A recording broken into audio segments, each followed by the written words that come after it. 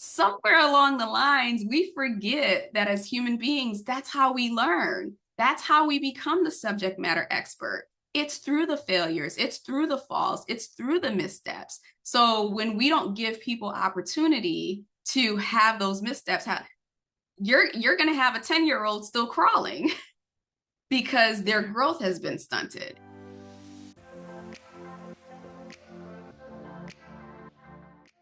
Welcome back to Holistic Healing with Luam. And today I have Sabine Gedeon with me. She is a corporate trainer and executive coach for high impact leaders, as well as keynote speaker and podcast host. Welcome to the show, Sabine. Thank you, Luam. I'm so excited to be here. Glad to have you here. Um, can you give us a little background about what you do and how you got started?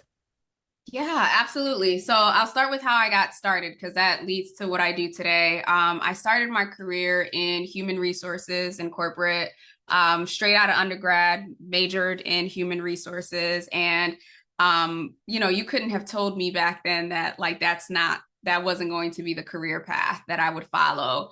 I loved what I did. I loved helping people. I loved supporting people. I'd worked in retail prior to that, high school and all through college. And I found myself at a place where I felt a little bit of pigeonholed. So I was in the talent acquisition, talent development space. And I just wanted to do more. Like I wanted to be the strategic partner where I worked with the leaders, where I got them to see, the importance of their people, not the importance of their people, but more focused on the people versus, the operations or even the bottom line. And I went back, got my master's, and thought like, okay, this was going to open the door. And it did. It did. It finally opened the door for me to get what I felt was like the role, which was an HR business partner with an organization, a global organization. And I got there, and within 6 months, I was just like, oh, this is this is not what I wanted. This was not it.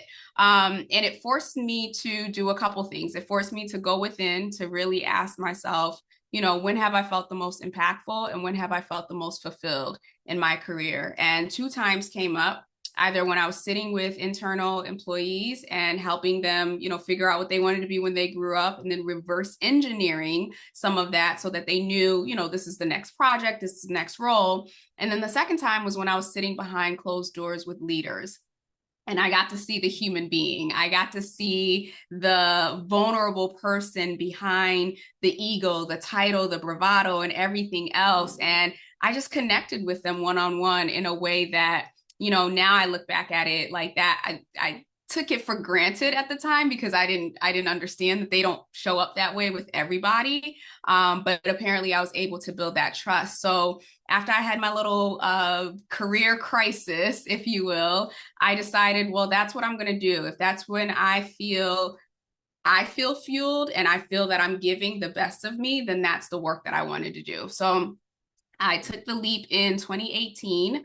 So in July of 2025, as of the time of this recording, it'll be my 7th year anniversary. And I took the leap with the mindset that I was going to help leaders become better human beings. And I know that's like such a big, naive charge as I look back on it. But I realized, having been in HR for as long as I was, that it really does start at the top. And when you can help leaders really tap into not just their humanity, but like their compassion, their empathy, like the human side of what we do, it completely not just shifts their lives, it shifts the lives of their employees, it shifts the culture of the organization. So I just knew that if I could get to them and help them get to that place of wholeness within themselves, then I knew the impact would be a ripple effect. So I took a step back. I took the step out, jumped, literally jumped off the cliff in 2018. And that's what I've been doing. Throughout the few years, my business has shifted from HR consulting, because that's what I knew, to the leadership development that I do now.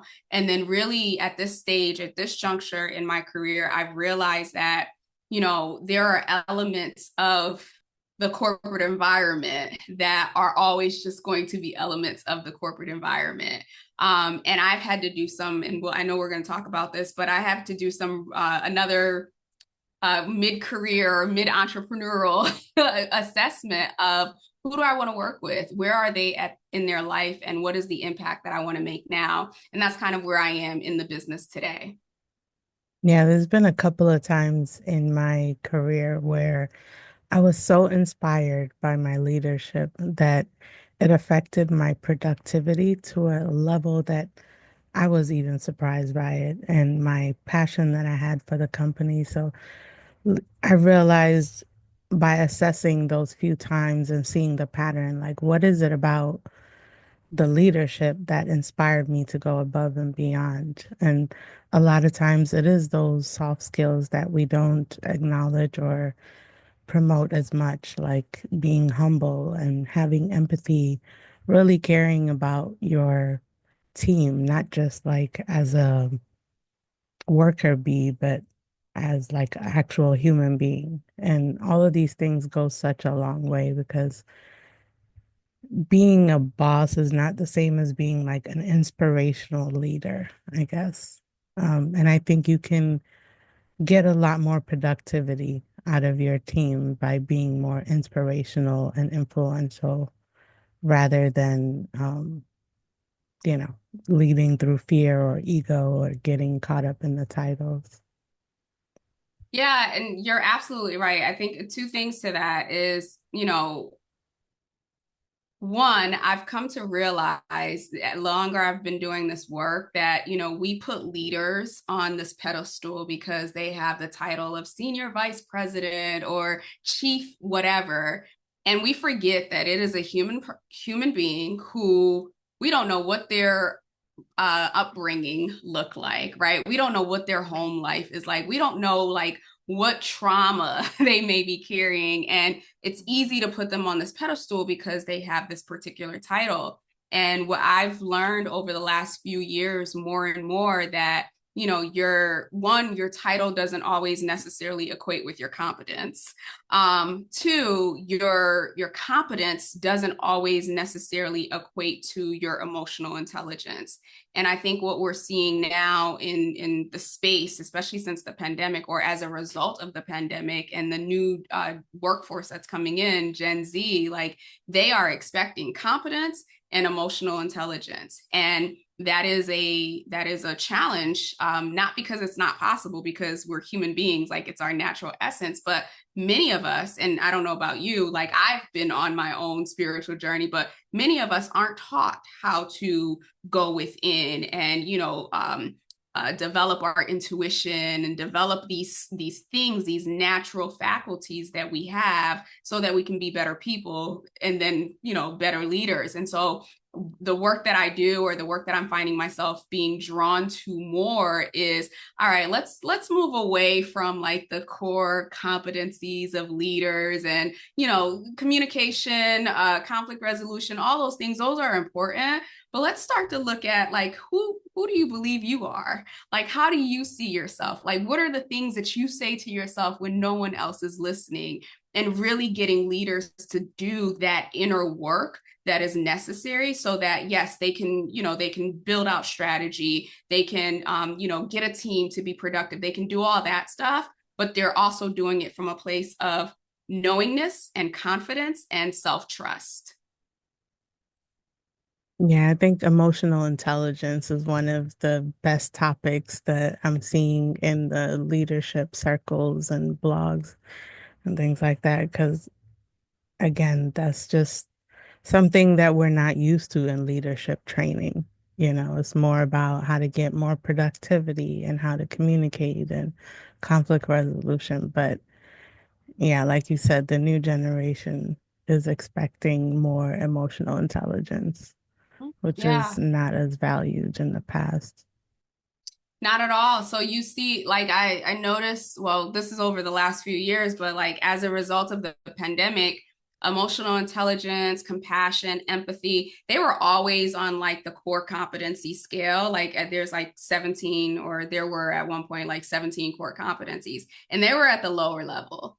And over time, as a result of the pandemic, those have been moving up, where now they are, we used to call it, you mentioned soft skills, right? Like they used to be okay with saying those soft skills, like, oh yeah, we don't need those. Now they're power skills, right? So now more and more people are realizing that no, those aren't just the nice to haves. Those are the absolutes, those are the requirements. And more organizations that are being led by leaders who actually are doing the work themselves, they're requiring that of their leadership. And then they're bringing in people like me to help support or supplement that training.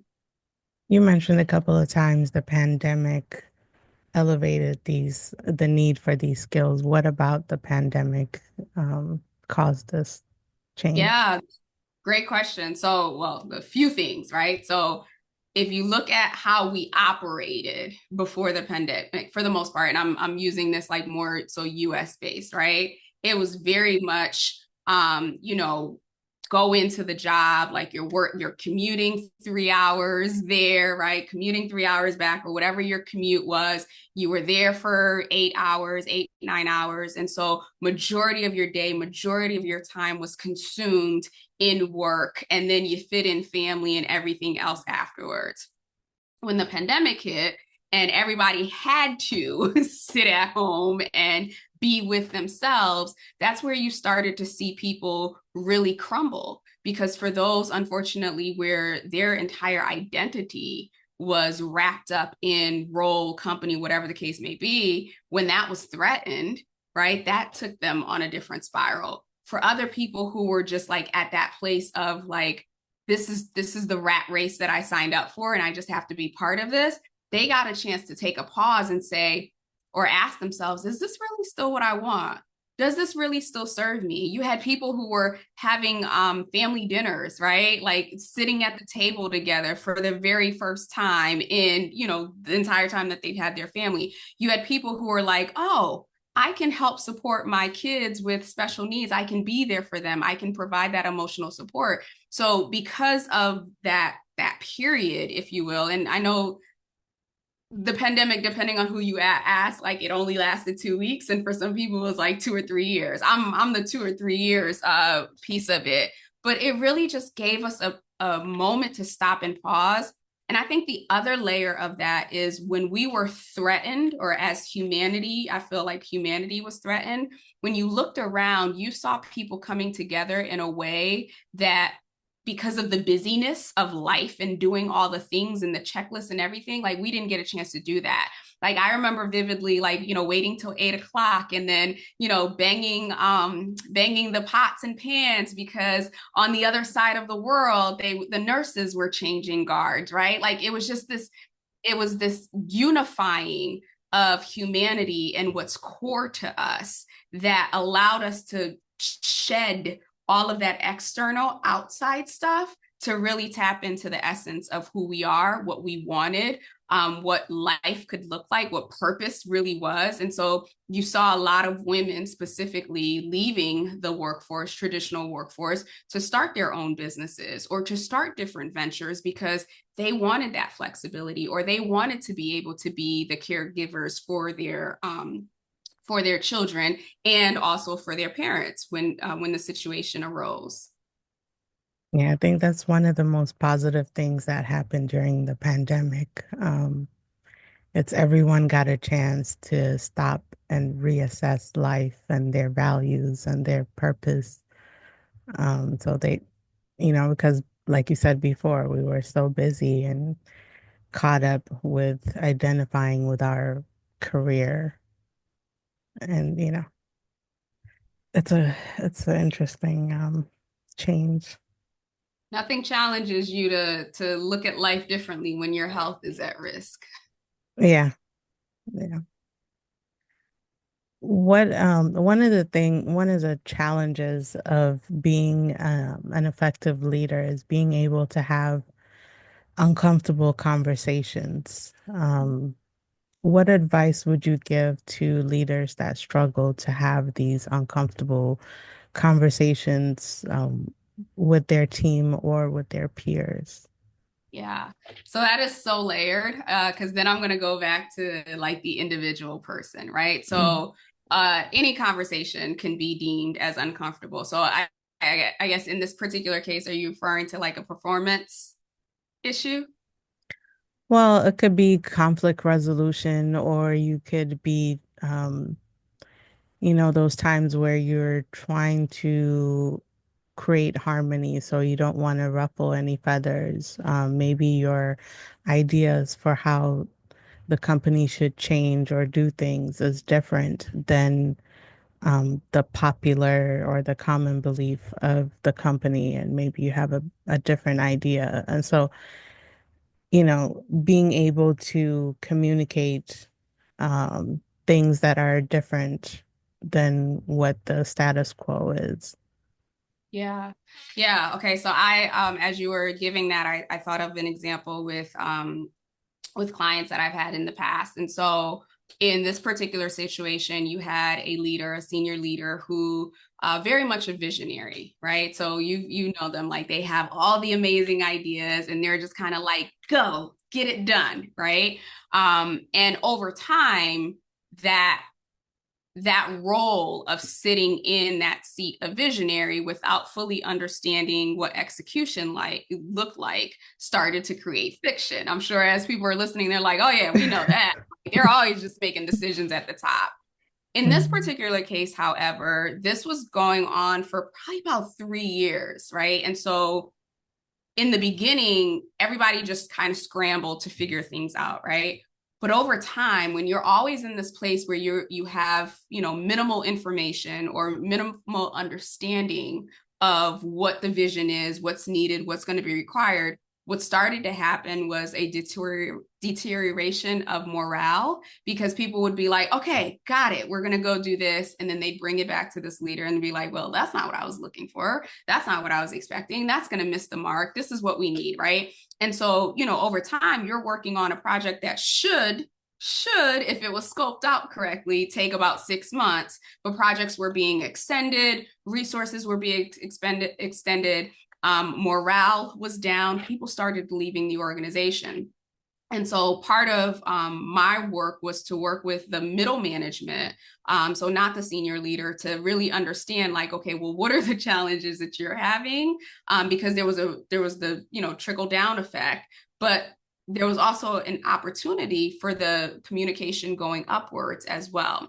So where we landed with this, there's a lot of conflict resolution within that, a lot of communication challenges, but knowing the leader, right? So this goes back to one, knowing yourself, and then knowing and understanding others, right? And their emotions and how they communicate. And that boils into the emotional intelligence as well. So where we got to was, okay, let's just say this leader, we'll call him Bill, right? Bill has this really great idea. He's thought it through. Maybe it came to him in the shower, whatever the case may be. He brings it to a meeting.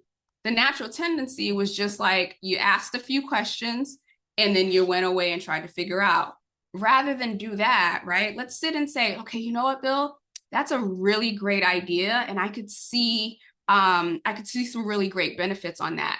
Is it okay if, I take a step back and brainstorm some thoughts that I have and then come back to you and we can, finalize the thing? Like that little shift, Luam, like I'm kidding you not, like it saves so much time, so much frustration within the team just because there wasn't this like I'm throwing spaghetti on the walls. I'm actually having the conversation. And what it did was it allowed that senior leader, Bill, to realize on his own that maybe I need to flesh these ideas out before I start before I start delegating or saying this is what I want. And it did it in a way where it was non-threatening, right? Because what you don't want to do when you're managing up is go to your leader, but like, well, why? What's the point? Like, what is that going to do, right? Like, you don't want to come off with that energy. So just saying, hey, that's a really great idea. Let me come back with some thoughts, and then we can, figure out what makes sense. You're now engaging that person.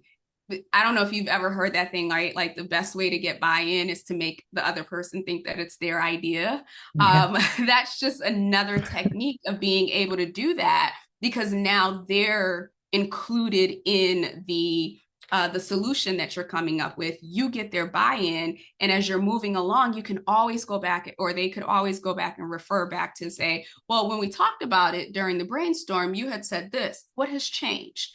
Right. So I'm noticing in organizations where communication is an issue, it's rooted in one, lack of communication, lack of clarity, but also some cultures, like people are really afraid just to ask the question or just to say, hey, I don't have the answer right now. Is it okay if I give this some thought and come back to you? So I love, like, when my clients have kids, I love to leverage their kids to say, okay, if your daughter asked you something, or if you told your daughter to do something and she didn't understand, how would you react to that? Like, how would you help support that person, right? What questions could she ask you? And I think I do that just because I think people get in situations, especially in work, where they just forget, again, that they're human beings. They forget that they communicate with other people different ways. The way that you communicate,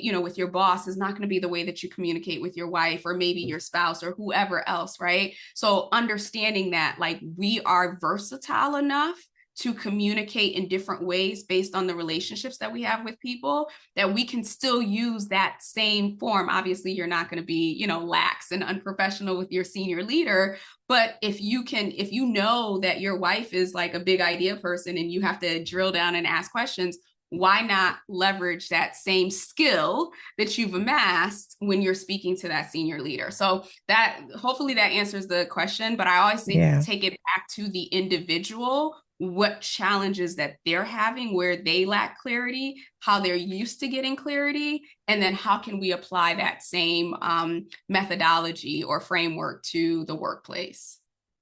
Yeah, that example you mentioned is such a huge problem. I worked in tech, and you have these, usually the leadership is not the engineer, right? And so there's this discord of these visionary project managers or whoever the leadership is, and they would have all these ideas without getting the subject matter experts' input into if this is plausible in their time frame, or some challenges that might arise that they didn't think of. And so it's such a huge problem, and I think great leaders know what they're not good at, or acknowledge what they know versus what they don't know. There has to be a certain humbleness to acknowledge, okay, I'm not an expert in this area. Let me consult with the expert or the engineer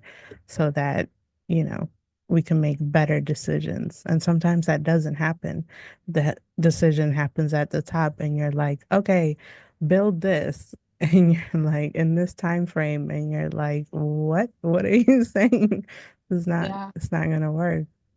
And I think to add to that is, I have this philosophy that we're all leaders, right? Regardless of the title that you're sitting in, we all have leadership capabilities, right? So again, this goes back to, we put the people who are in these highest seats on this pedestal, forgetting that they're people too, and forgetting that we're leaders as well. And so in this particular case of, like, managing up, that's where I was able to share with the managers, like, you also have a responsibility to help support this leader in becoming a better leader as well. To your point, most self-aware leaders will make sure that they have someone that they can go to and say, hey, this is what I'm thinking, or what were your thoughts after that meeting, right? A lot don't, right? But most self-aware leaders will read the room and be like, well, people looked kind of confused, or people looked a little disengaged, or they had their arms crossed, or whatever the case may be. But I'm always challenging my leaders, wherever they sit on the org chart,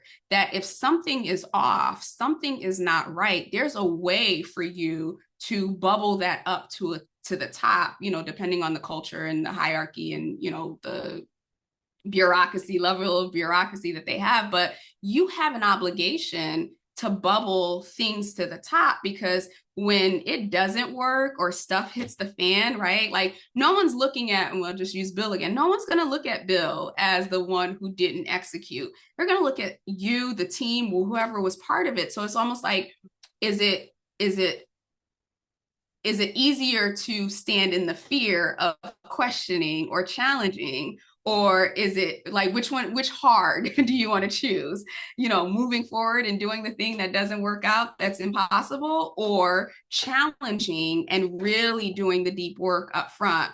I think about like Steve Jobs, right? And they talk about how he was with the engineers at Apple, right? Like he'd be like, "This is what I want," and they'd come back and be like, "Well, it's impossible." And then he'd be like, "All right, well, I'm getting rid of you." And he kept. But the thing was, what people miss was, yes, he had this vision, but every time they tried and it didn't work, like that gave him an inclination, okay, maybe we need to do it this way, right? So it's almost like if they would have just kept trying and never like challenged him and said it's not going to work, it's not going to work, he wouldn't have had the understanding or the awareness to say, okay, well, let's try it this way, let's try it this way, let's try it this way. So I just think there's value in both sides being open to sharing feedback and to challenging in a way that actually leads to coming up with a solution that's viable. In your experience with coaching leaders, what are some common mistakes that you see um, that you help them with? Yeah. First one, not listening.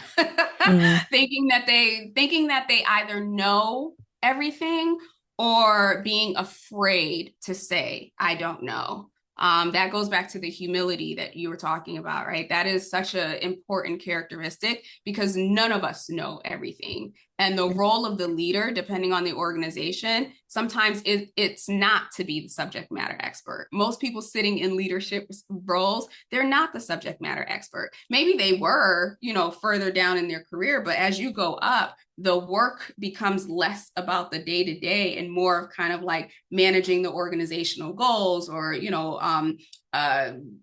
appeasing stakeholders or whatever the case may be. You don't know what the project manager, the engineer, software, like you don't know what they're doing in their day to day. So being open to say, hey, I don't know, or, can you tell me more?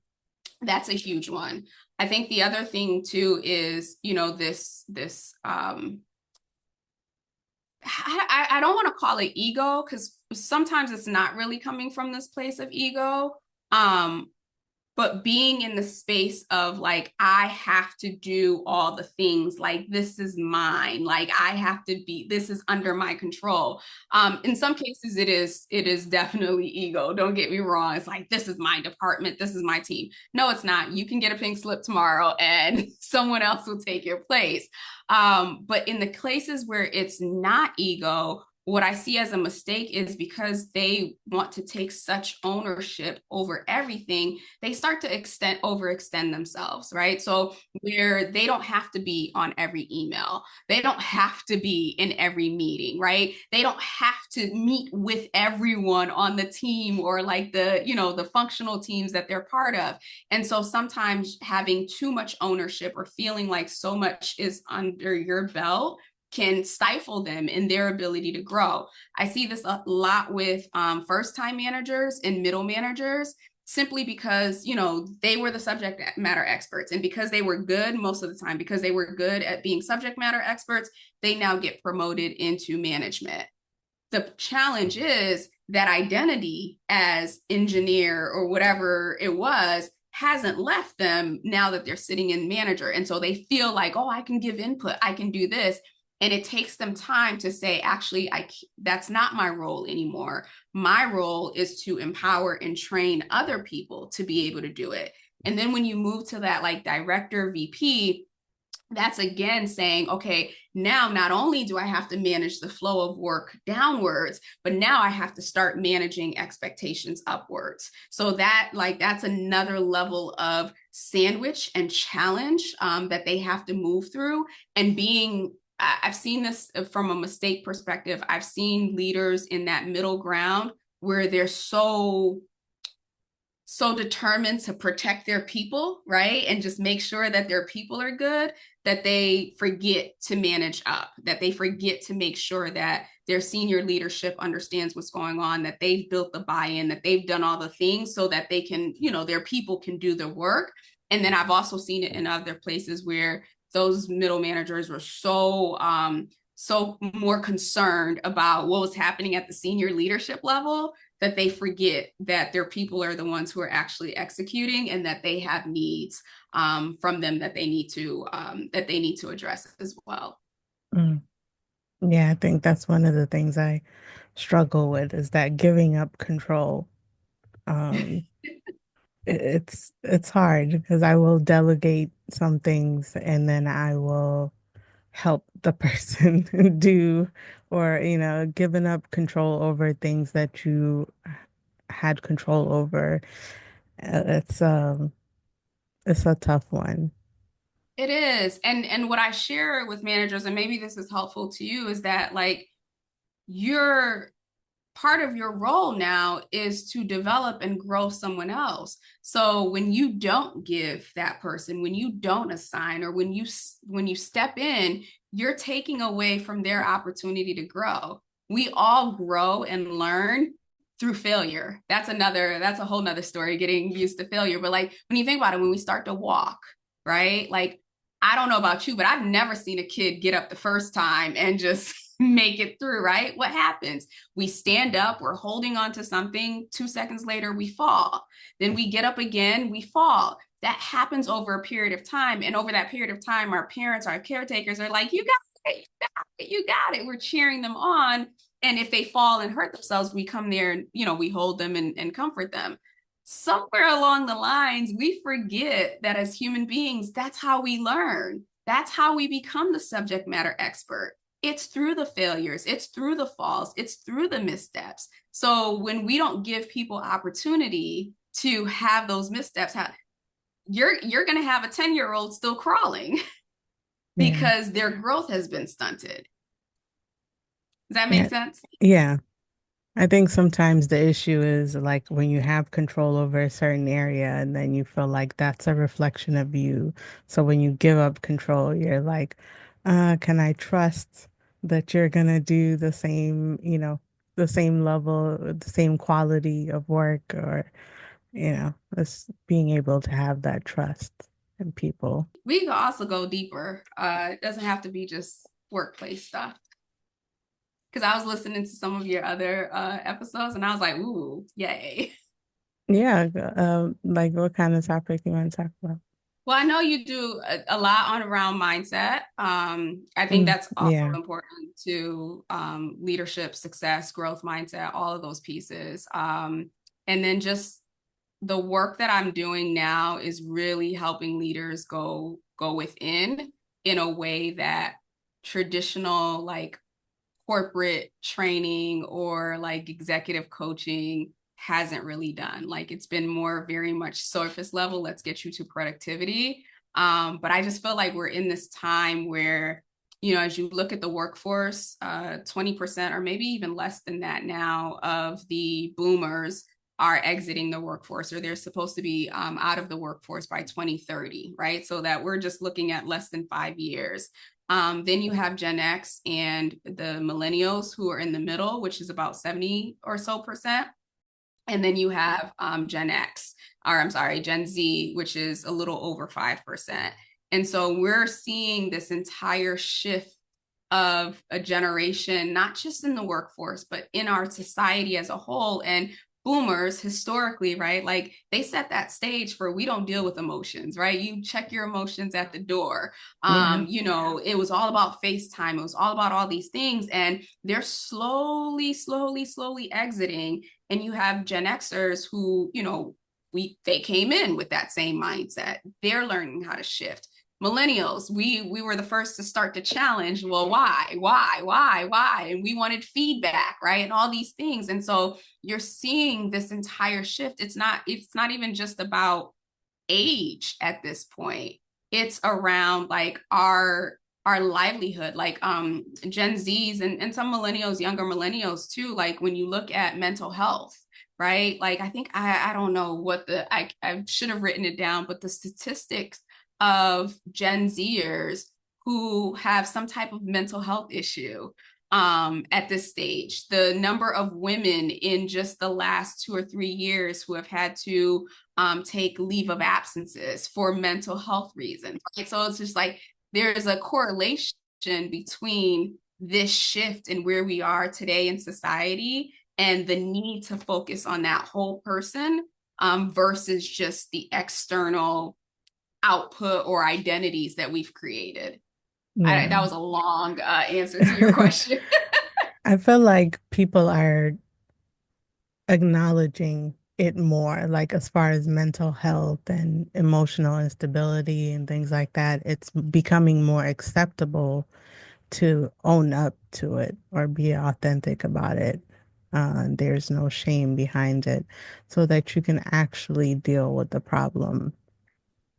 Not in the workplace though. The workplace is still some I feel like your traditional old school companies, like it's going to take some time for them to get there because it's Yeah. really all about the hierarchy.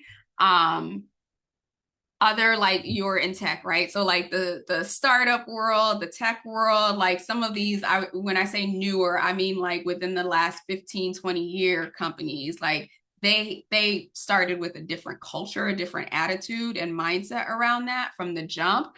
But some of these larger organizations, like just the whole thing with like return to office, right? Like Yeah. the it's still like every time somebody requires a return to office, like it's all over the news. Like, how could they? What's wrong with them? How dare they? Right. And it's just like the understanding or the lack of understanding between a generation, an entire generation that never had this support. They didn't have this consciousness and awareness.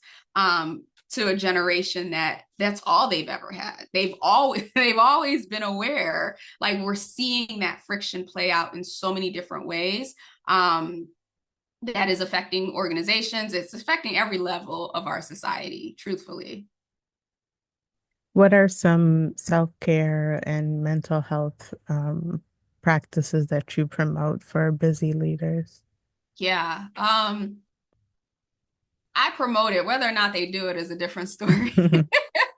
I was listening to one of your previous episodes, and the lady on scarcity mindset, she's talking about how, first thing in the morning, it's about like making sure that it's set on gratitude. And you shared about the first 17 seconds, which I wasn't aware of. I know that you can reprogram your mind in 17-second intervals, but I didn't realize the first 17 seconds. But what I have all of my clients do is they always get a journal. That's part of like my little onboarding gift to them. And the purpose of the journal, I'm big on gratitude, right? I've seen how expressing gratitude has not just like shifted my life externally, but just the person of who I'm being. And so for me, I have a morning routine. So that's usually something that I promote. Get a morning routine. Like I know a lot of my clients, they have kids, they have spouses, they have things, right? So they can't dedicate 2 hours of their morning to like, meditate or go to the gym or do all that other stuff. Regardless of what the morning routine looks like, it's important that you just have a consistent morning routine where if you could only get 5 minutes to write one thing that you're grateful for, or as you're brushing your teeth in the mirror, repeating affirmations, basic I love you, Sabine, right? Looking at yourself in the mirror and telling yourself that you love you. Looking at yourself in the mirror and saying, today's going to be a great day. Today's going to be a productive day. Today's going to be a powerful day. Whatever it is that you need, creating that morning routine so that at least your first 30 minutes is somewhat grounded, where you are grounded in the essence of who you are, not in the essence of your title or your responsibility at home or whatever the case may be, but the essence of who you are. My routine is about 3 hours, which is different because I work for myself, but I include mind, body, spirit. So there is me working out, there's me journaling, there's me I take a walk, and while I'm walking I listen to something on Audible. It's usually like something spiritual, something on mindset, whatever the case may be, maybe business sometimes, but I am intentional about feeding mind, body, spirit first thing in the morning. If you think about it, like our bodies, it's the vessel, it's the tank, right? Like Yeah. your phone, when was the last time you charged up your phone? Last night, right? Yeah. Like, have you ever gone a day without charging up your phone? No. We don't, but yet we don't charge ourselves, right? We Yeah. think I mean, we charge ourselves up by eating and drinking water and all that other stuff, but like there's other elements than just the physical body. So having that mindset of, first thing, I'm going to pour into myself first before I start pouring into others. That adage, you can't pour from an empty cup. That's what I always say. Like, you can't pour from an empty cup. If you didn't charge up last night and you're waking up uncharged, like, you're just empty. You're just going on fumes.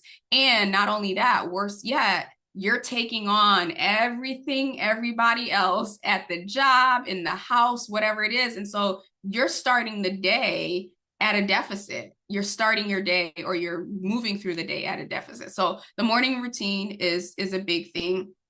Journaling, I highly encourage it. I have several journals. I do 10 things that I'm grateful for every morning. Some days it's just, I'm grateful I woke up today. Right. And some days it's like this elaborate, I'm grateful for this. There's a 1 line a day journal for those of you who are listening. It's a 5-year journal. And so, it's just a few lines, but like, you can literally just write a couple things that you're grateful for each day. And as you go through, like, you'll see, like, oh, in 2023, I was grateful for this on this day. In 2024, I was grateful for this.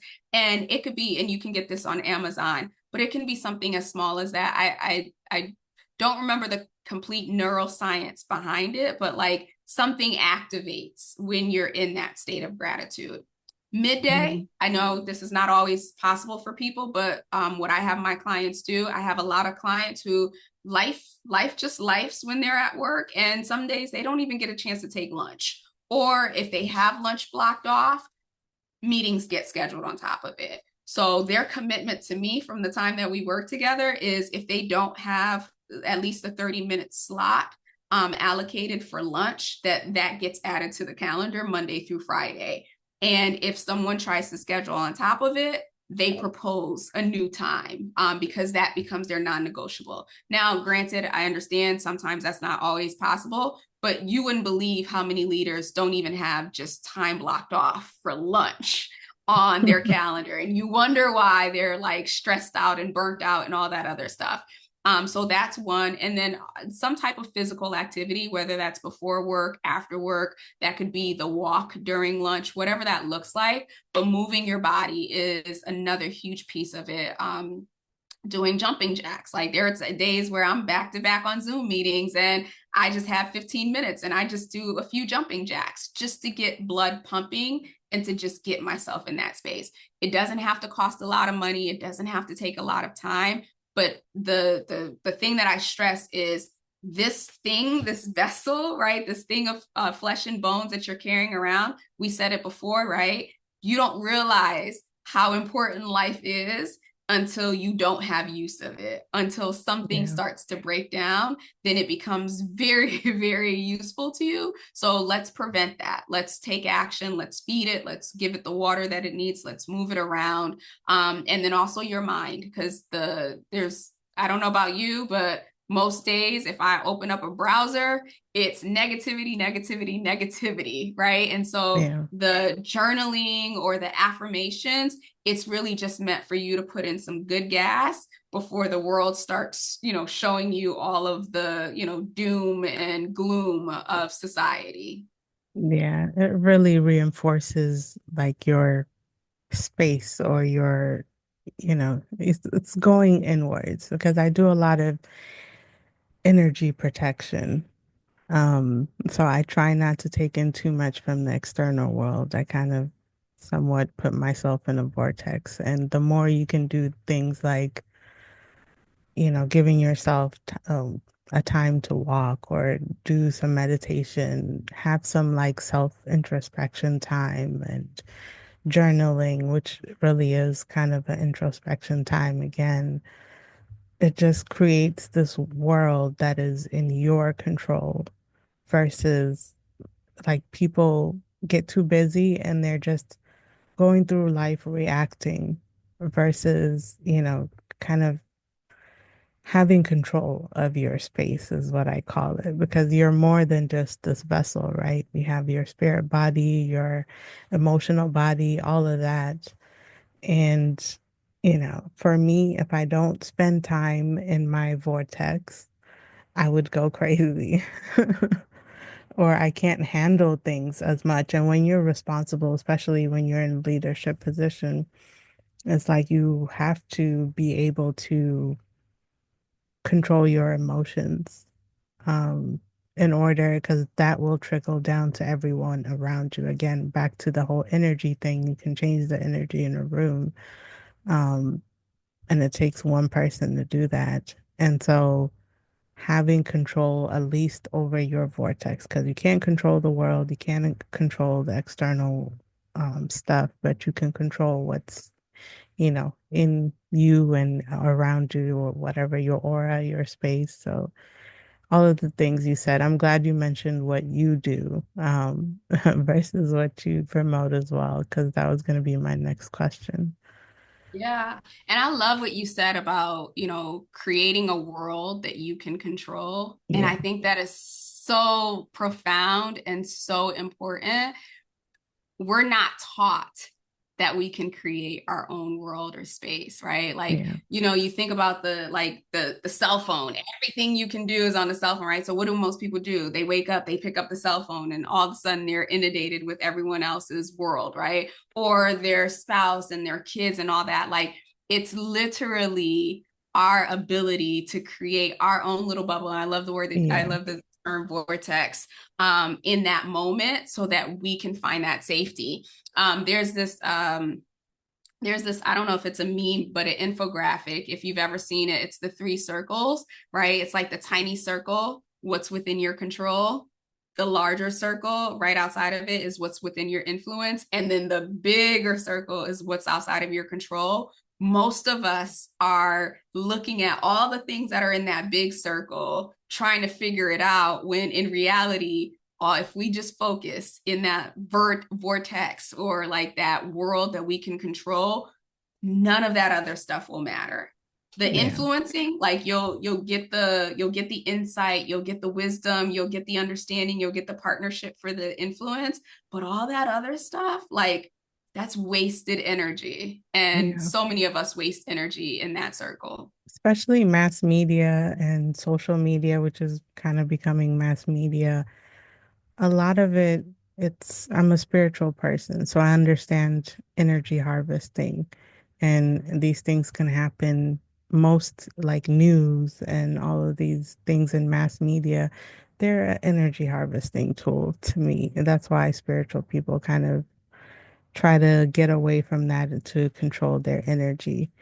And so the only way you can, like, having my own world is my literal superpower. Like I said, if I don't get time to myself alone to just be in my world, there's like no way I can survive through survive through the week or the day. It's so important to because you lose your sense of self.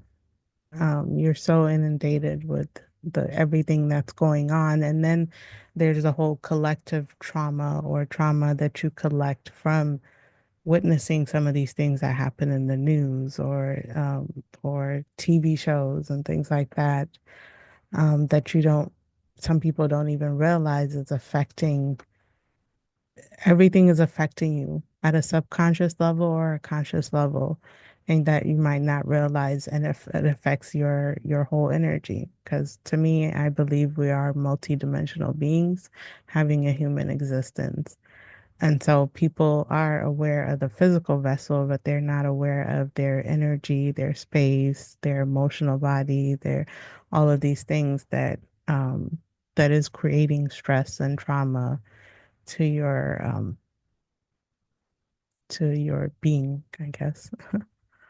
You mentioned the term energy harvesting, and I've never heard it and never thought of it that way, but it makes complete sense. I'm just curious because I I share your beliefs, and so I believe that we are like literally vessels of energy, right? Like when you strip everything away, like it's vessels of energy.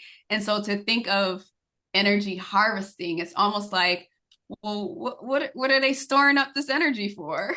Um, negative negative energy has it, it emits something, right? You're manipulating the masses by, so if you think of it in a smaller scale, think a a narcissist, since that's a hot topic in relationships, right? In a small scale, a narcissist is essentially feeding off of your energy by manipulating your energy. Narcissism at a spiritual level is just a spirit at the end of the day. And by making your emotions go up and down, and by the more the more charged your emotions are, the more that person feels better because they're able to manipulate your energy.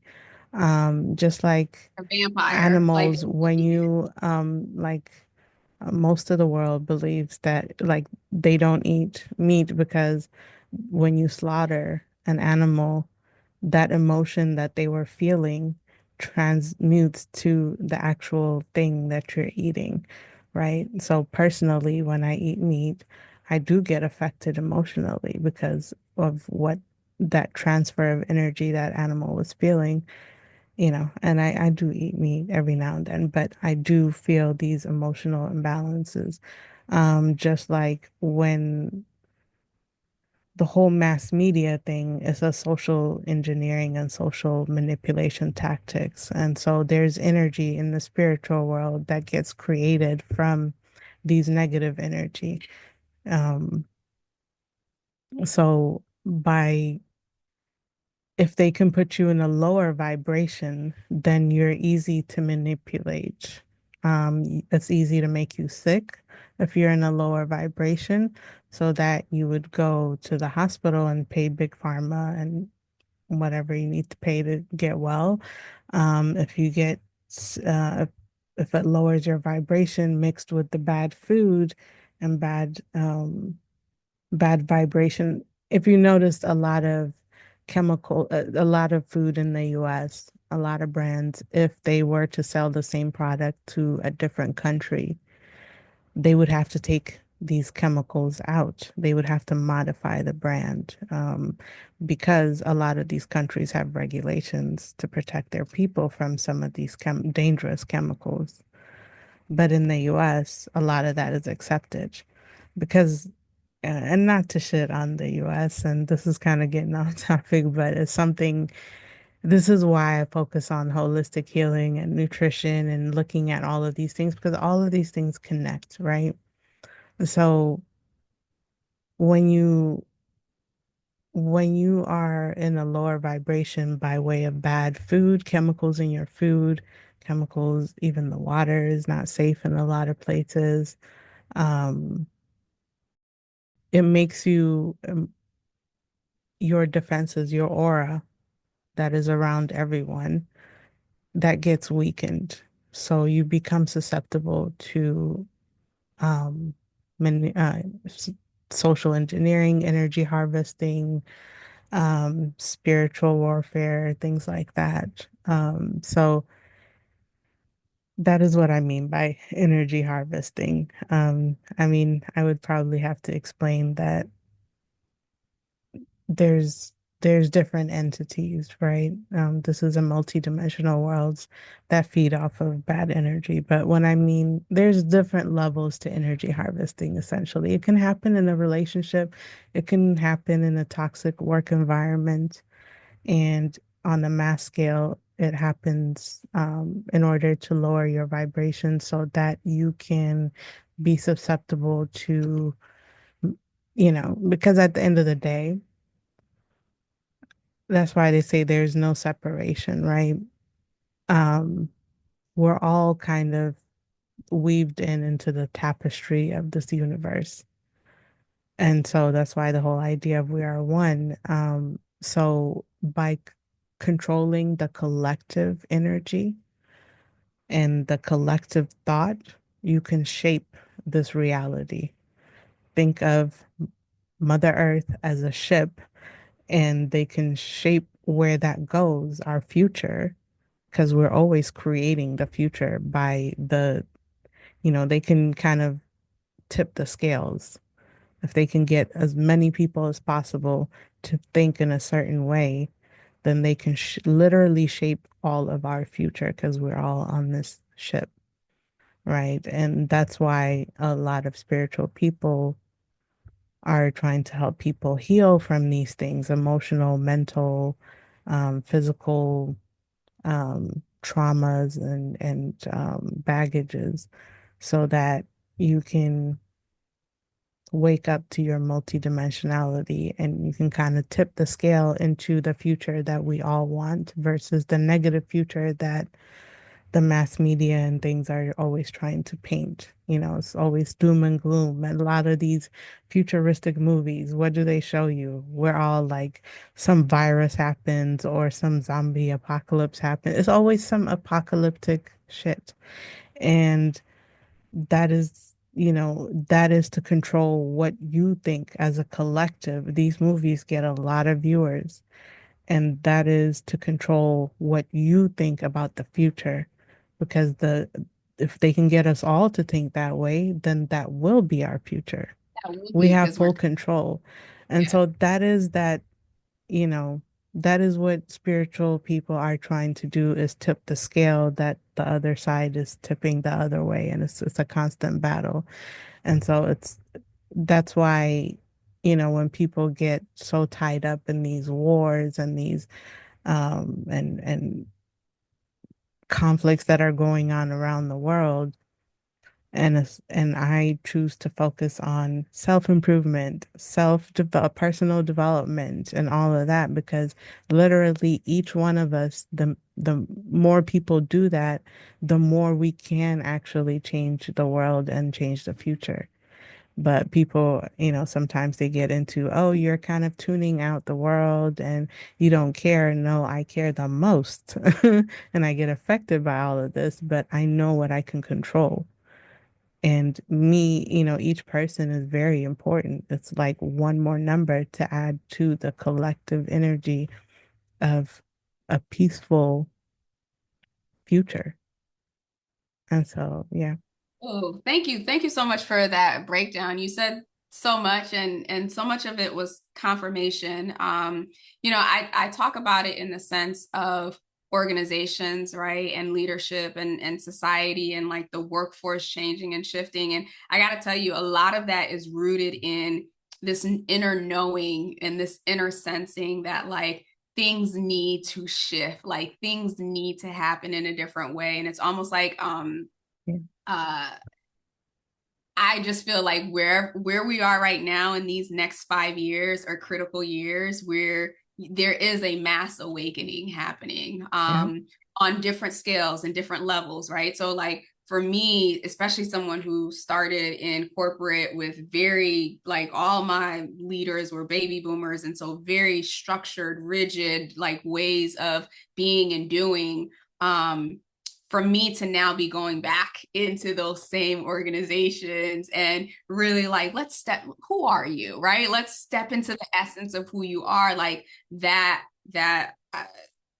polarity of who I was when I first stepped into that place and what I believe the system was, or the system that I was engrafted into, to now stepping out, doing the work, still doing the work. It's an everyday struggle.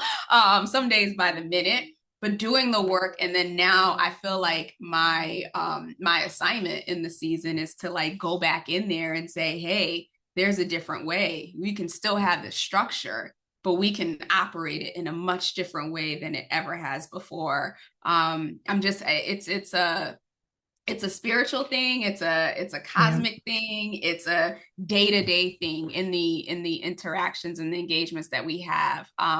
So yeah, so thank you for yeah, that breakdown. And I think these are the conversations that need to happen more and yeah, more, out other than tariffs. And I'm very similar to you. Like I don't watch the news, I don't listen to the news. Like I don't even like being on LinkedIn anymore. And that is like the place where like I pretty much run my business, because it is, everything is doom and gloom, and you have a large part of the population that, because they are unaware of who they are, because they are not yet able to answer that question, who am I? Why am I here? What am I here to do? Like, they can't, until they can answer those questions, or until they even have the desire to want to explore the answer to those questions, you'll always have a mass of people who will just be like, oh, okay, well, I'm this, right? Like, we're we're the nation with tariffs, we're the nation with expensive eggs, we're like, it's just like, really, like, Yeah. y'all are wasting energy on egg, but Yeah, that's I digress. often when I talk to like psychologists or coaches, I think of, even when I explore certain things in psychology, I always apply it in a macro level. And it always, because what you said in the beginning, leaders are just people. And when I think leaders, I'm even going to like world leaders and presidents. They're just people, CEOs of major corporations. You know, if I was to coach or be a therapist to anyone, those are the people, because literally they're affecting so many people. And by helping those, world leaders and CEOs of large corporations, you can literally affect everyone in the world, because they're the ones making decisions for everyone at a large scale, and they're just people. And so when I think of wars and things like that, it's just leaders that are broken, just like everybody else. And if we were to have, because there's no reason in this century or this decade even that we even have wars. It makes no sense. I mean, it's one thing to get on the table, on the round table in the UN and talk it out like two civilized human beings, or, civilized beings in general. But to like actually drop bombs on people, we're not even like going off into some, you know, in a land that there's no people and fighting like they do back in the day, right? Like we're just dropping bombs on schools and, doing some crazy stuff that is affecting people that are not even soldiers, that didn't choose to go into battle. And it's like you have to have a certain type of trauma to be so desensitized to that level and think like, oh, that's how it happens. That's just war. And like you would have to be really broken to see other humans as non-humans just because they represent a different flag or they look different. So I think, But that's going off of the assumption that they're even looking at it as a human issue or a challenge, right? Like, and I could be wrong, but I'm of the mindset that, like, just like your previous guest, right? Like, just like we have these triggers of like lack and scarcity when it comes to money, when it comes to relationships, when it comes to whatever, like, I'm seeing that this is that lack, scarcity, fear seed, if you will, multiplied on a macro level. Like, they're not, whether it's for oil or if it's for land or if it's for whatever, like, there's a belief that there's a scarcity of X thing. And so this is my way, this is the means of me getting the thing. I don't think they're stopping. Again, I could be wrong. I don't think they're really even stopping to say, is that true? It's almost like like if we were like, oh, there's a scarcity of money, we could look around and be like, well, Jeff Bezos doesn't have a scarcity. Elon, like, we can look around and see places where there isn't a scarcity of X thing and challenge that belief on this micro level. But I think at that space or whatever phase that they're in, that like if it's hard for us to deal with our scarcity issues, like on, these day-to-day things, their scarcity issues are magnified on a world Right. scale. So if they had scarcity thinking when they were just Bob and Bill and Donald and whatever, right? Like as kids that have grown up and now they're sitting in these seats of power, that scarcity mindset is now amplified. Right. So there So it would needs be to be, nice to believe that they were actually thinking about people. I don't think they are. yeah, I mean, I'm of the belief a lot of people in power have narcissistic traits. And if that's the case, then that comes from a place of trauma to begin with.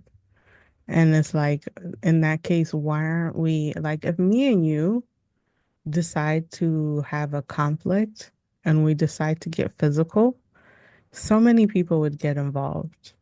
I mean, the police would get involved. If it goes to court, I'm sure some psychologists will be called to assess some things.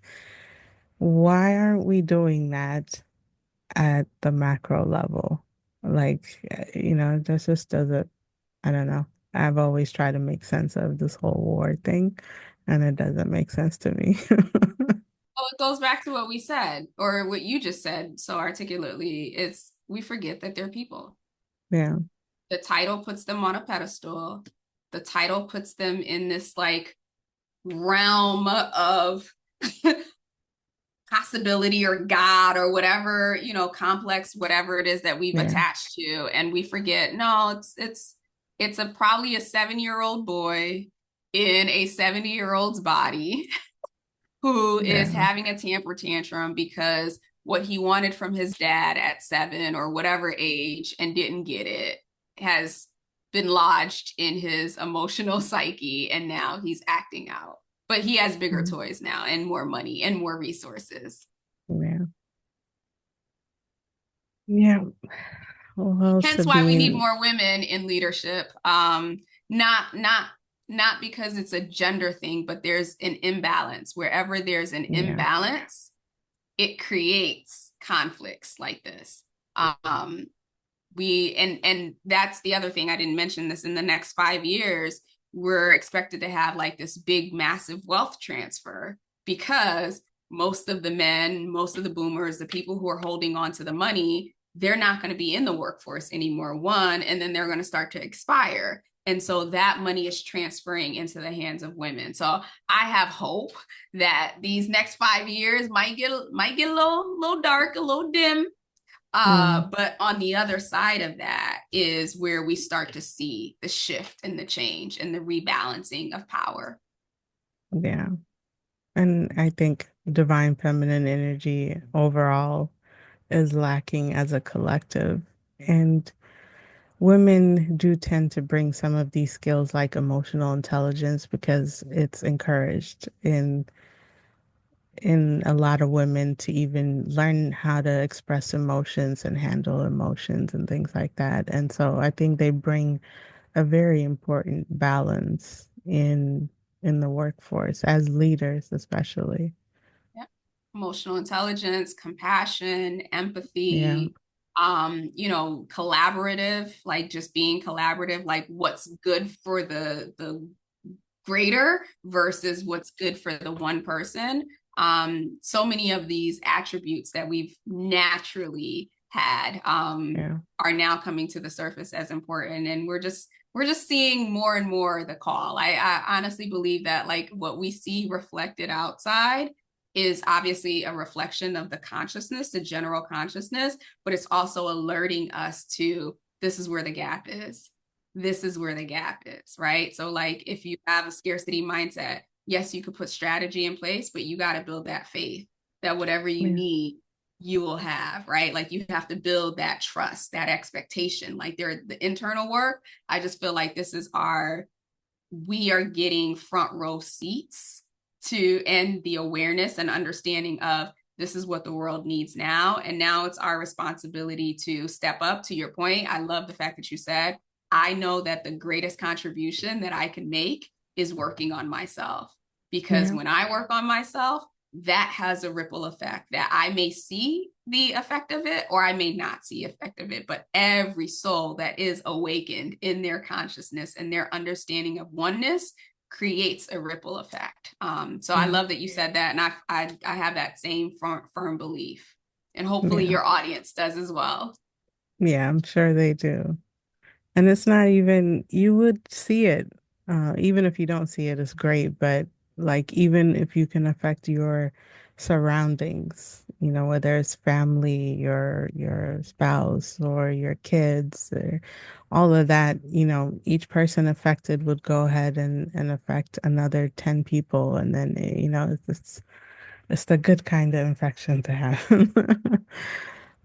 It's Um, like when someone pays at the like a drive-through, right? They're like, "Oh, hmm I'll pay for the person behind me." What does that next hmm person do? "Oh, I'll pay for the next person behind me." Right. Or you walk past someone and you smile and you say hello. They smile and then someone's behind them, they see them smiling. It's just like Yeah. we forget how much power we have. Yeah, on both sides. Yeah.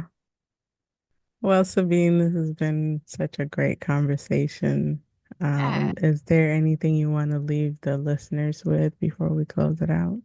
Yeah, absolutely. Thank you so much, Luam. Like this, I love the flow of this conversation from going to, really traditional corporate to the spirituality, because to your point, that's the essence of who we are, having a human experience. For those of you who are listening who want to connect with me, you can do so at sabinegedeon.com. I also hang out less now than before, but I still hang out on LinkedIn and at Instagram. And you can find me at sabinegedeon.com. Please be sure to connect. Thank you. And for the listeners, I'll have her information in the description. Thank you again, Sabine. Thank And you.